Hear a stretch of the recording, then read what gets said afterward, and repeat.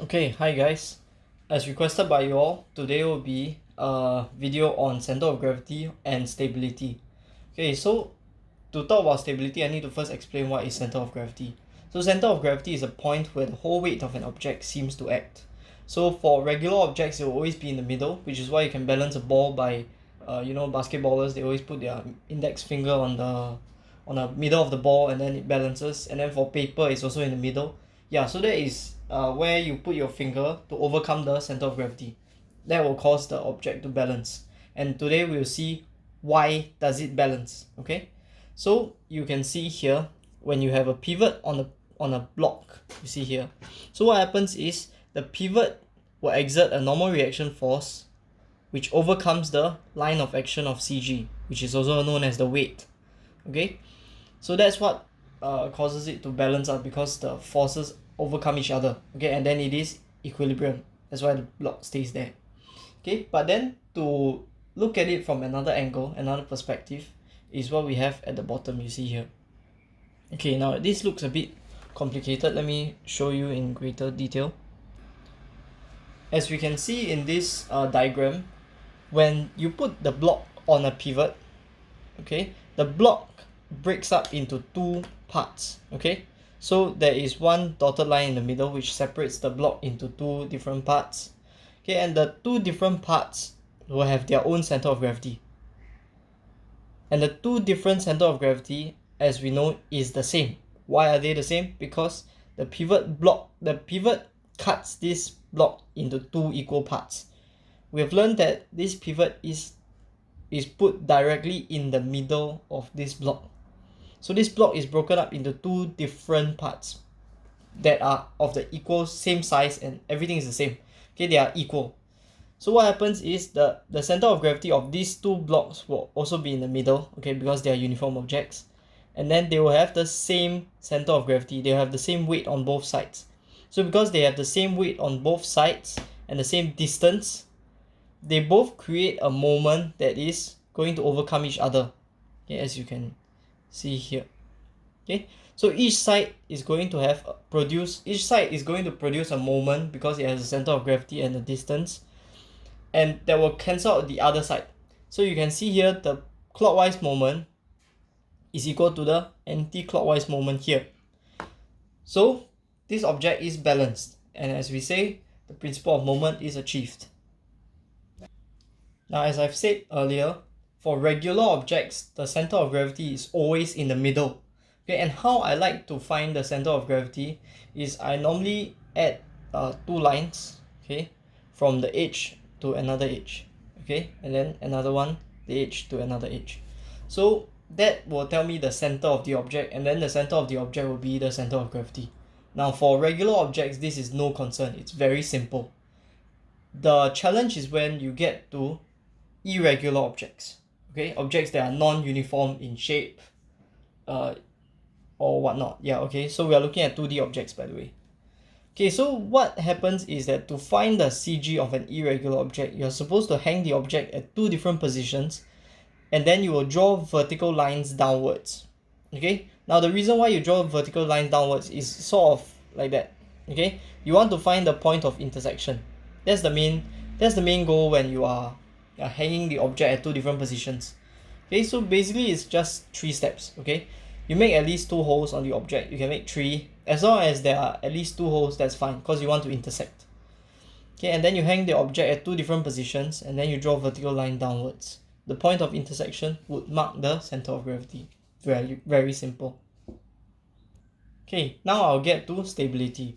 So stability is a quality that determines the difficulty of toppling an object. The harder it is to topple something, the more stable it is. Okay, obviously. There are only two factors. So honestly, when you see any questions out there, maybe your TYS, your practice papers, your whatnot, talking about stability, it is only these two factors. Okay, there are only two factors at play. It's a very simple type of question. So once the line of action of center of gravity is outside the base area, that is when the object will topple. Okay, so let me just show you why. Okay, so we look at this diagram here of an object being tilted. Okay, so this box is being tilted, and as you can see, the line of action of center of gravity, which is this line here, okay, it is within the base area of this object. Okay, let me highlight the base area to show you. Okay, as you can see, I've highlighted the base area in yellow. So the line of action of center of gravity is within the base area, as you can see here. So if it's within the base area, okay, it's going to create a counterclockwise moment about this pivot. Okay, because this object is tilted along, basically it's tilted and it revolves around this point. Okay, so what happens is this object will create a clockwise moment, forcing it back to its original position. And in this case, we call this object a stable object. Very simple. Okay, and now let's look at what happens when the line of action of CG is outside the base area. So as we can see in the second diagram I have here, the line of action of center of gravity is outside the base area, which is again highlighted in yellow.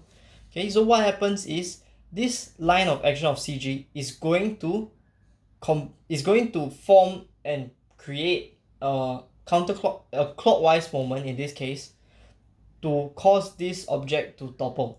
Okay, because the line of action of CG is outside the base area, it creates a moment. As you can see here again, there is a pivot here. Okay, so the pivot is here and there's a certain distance to the force, which is the weight of the object. So the weight of the object will multiply by the distance here, and that will produce a clockwise moment. Now in this case, because the object topples, we call it unstable.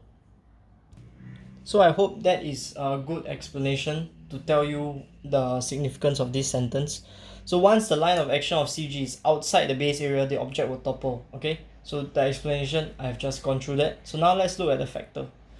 So the height of the CG will be the first factor that will affect how stable something is. The lower the center of gravity, the harder it is for the line of action of CG to fall outside the base area.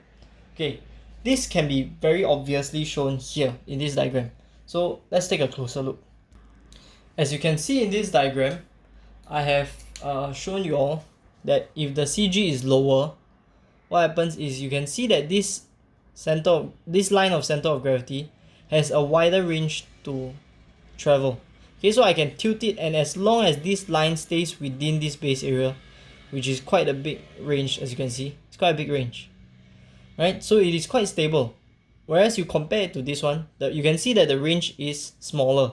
Okay, if you can't sort of tell, you can just look at this angle. So why is this angle so important? Why did I highlight it in red? Okay, basically this line of action of CG can fall at any angle you see here.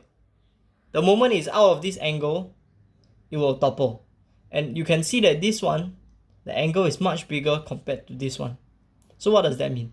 You can tilt this box at a greater angle. Okay, at a greater angle compared to this one.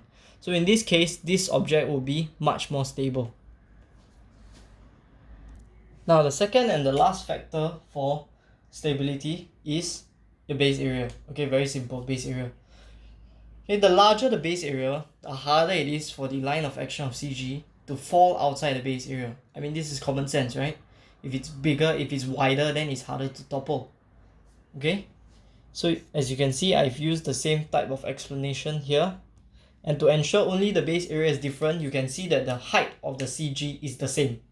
Okay, so both have the same height of the center of gravity. The only difference between these two objects is the base area. Okay, let me highlight the base area and show you. Okay, as you can see, the base area is highlighted in yellow again. Okay, so the object on the right has a much bigger base area. And because it has a much bigger base area, the angle in which the line of action of CG can fall within is also bigger. You can see that this angle is a lot bigger compared to this one. And that is the effect base area has on stability. The wider the base area, the more you can tilt the object and it will not topple. So that's all. That's the two factors that will affect stability. Now I've talked about stable and unstable conditions just now. Okay, stable being it goes back to original position, unstable meaning it topples. There's actually one more condition in which it applies to only a very specific shape of objects. It is called neutral. Okay, so when something is neutral, it will not topple, okay, because the height of the CG is always the same. You cannot topple it. Okay, when you kick the ball just flies to another area. It doesn't topple. And that is basically it for this chapter. Now do note that this is not the complete chapter. This is an extension of moments. Okay, this is the upper secondary extension for a turning effect of forces. Okay, I hope you guys understand, and if you have any questions you can WhatsApp the group.